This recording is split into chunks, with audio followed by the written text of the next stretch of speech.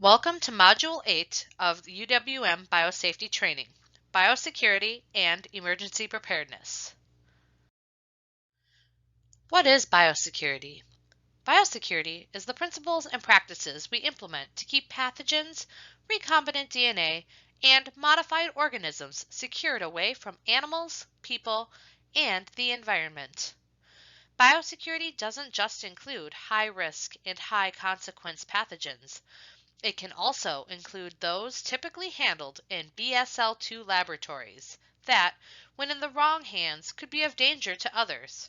For example, a sample of Salmonella typhi is stolen from a refrigerator in a teaching laboratory and then added into the Sandberg salad bar.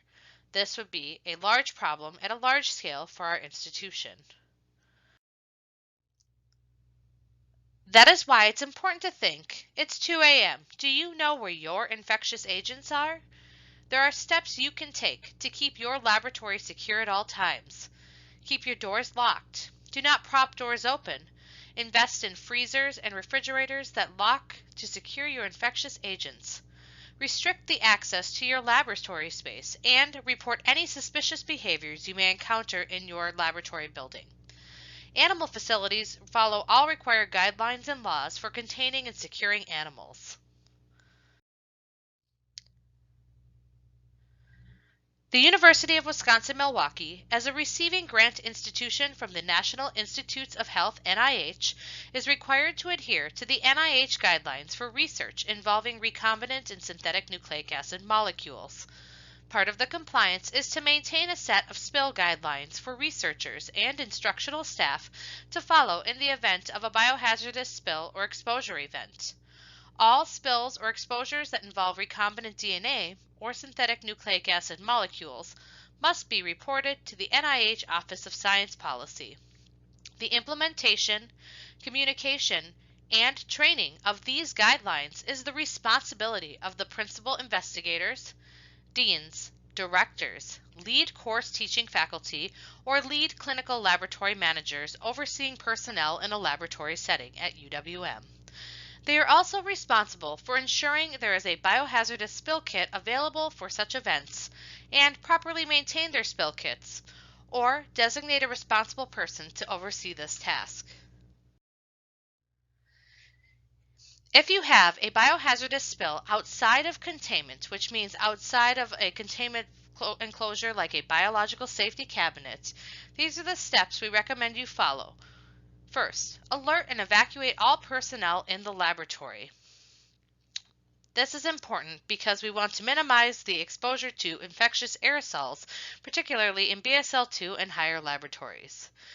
If there is an exposure incident, wash exposed areas or flush mucous membranes with copious amounts of water. Post a do not enter sign on the door. Assess your personnel. If medical attention is needed, contact 9911 from a campus phone or 414-229-9911 if using your cell or an off-campus phone. Remove and decontaminate all contaminated garments. They must be autoclaved prior to washing. Wash your hands. Even if you are not directly exposed, wash your hands after removing all personal protective equipment. Contact the Biosafety Program and Environmental Protection.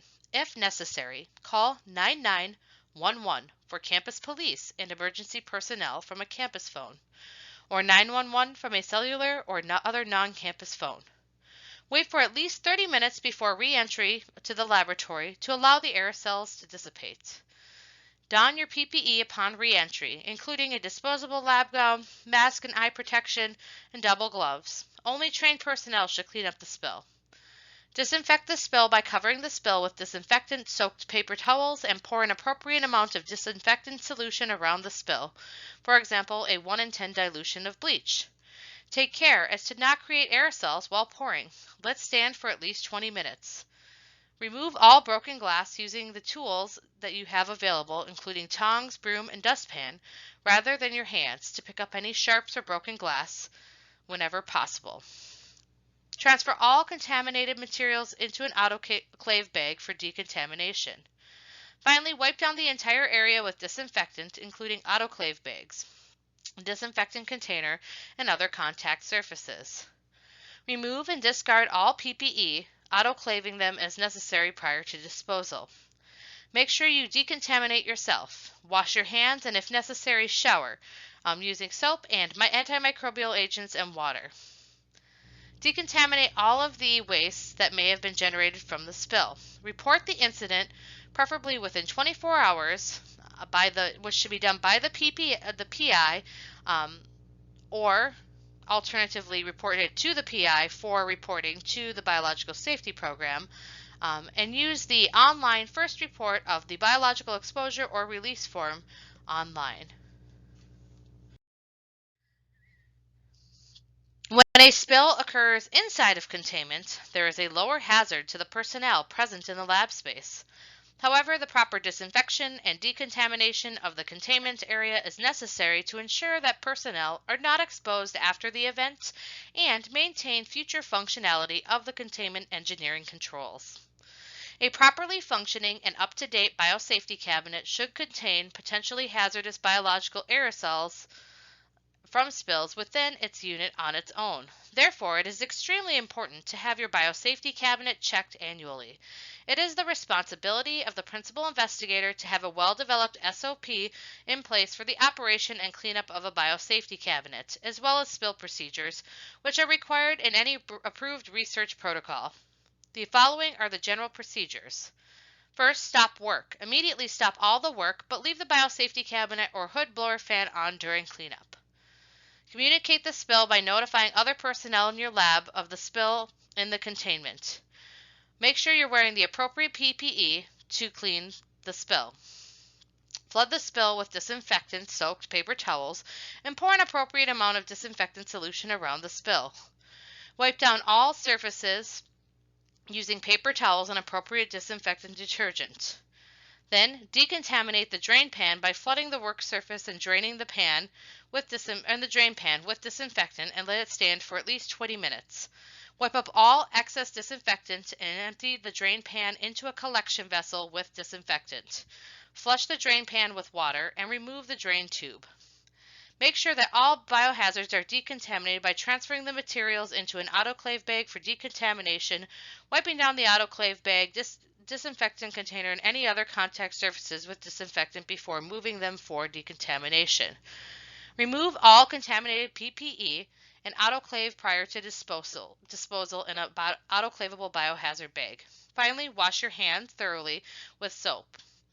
Report the incident within 24 hours to the first report of biological exposure or release form available online. If an incident involved an employee or a student being injured, there are forms that UWM requires that must be completed and submitted within 24 hours of the incident, if possible. The supervisor is expected to complete the employer's first report of injury or disease form and the supervisor's accident analysis and prevention report and evaluation of repetitive motion and/or materials handling activities. Both forms are available at the Safety and Health page. Employees must complete the Employee's Work Injury and Illness Report. This form is also available on the UWM Safety and Health page. If an injured party is not an employee but is a student, the student must complete the General Incident Report 300A2 for student injuries or incidents. Finally, note that biohazard spills and accidental release events must be reported promptly.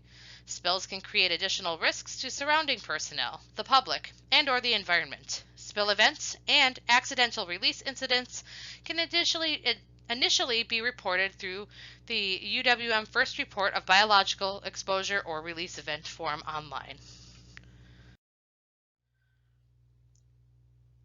When working to complete the first exposure release event form, make sure that you try to complete this within 24 hours. This form must be used when any of the following occur: potential exposures or release of organisms or biological toxins on the UWM campus and UWM off-site facilities. Reporting must be completed within 24 hours of the event, and it is the responsibility of the principal investigator to report the event. Potential exposures include needle sticks, animal bites, aerosol exposures, and other incidents potentially resulting in disease. Potential releases include spills outside of primary containment as well as potential releases into the environment. Unauthorized releases of transgenic animals or plants should also be reported on this form. After completing this form, select Submit at the bottom of the form. It will then be sent to the designated individuals in the UWM Biosafety Program. Information on this form will be used to determine how our office may help you and your laboratory, also be used for mandatory federal reporting purposes. The submitter will be contacted for incident follow-up. If you need assistance completing this form or reporting an incident, please call the Biosafety Officer at 414-588-4261. The following should be kept in your laboratory, and all personnel should be trained in where it is housed, how to use it, and provide the plan in place for accidental spills. The appropriate disinfectant for cleaning up any kind of spills. This may be bleach that can be freshly prepared, so have an extra bottle available for preparation of it, or already pre-prepared solutions that have been approved for use through the US EPA as a registered disinfectant for that biological agent.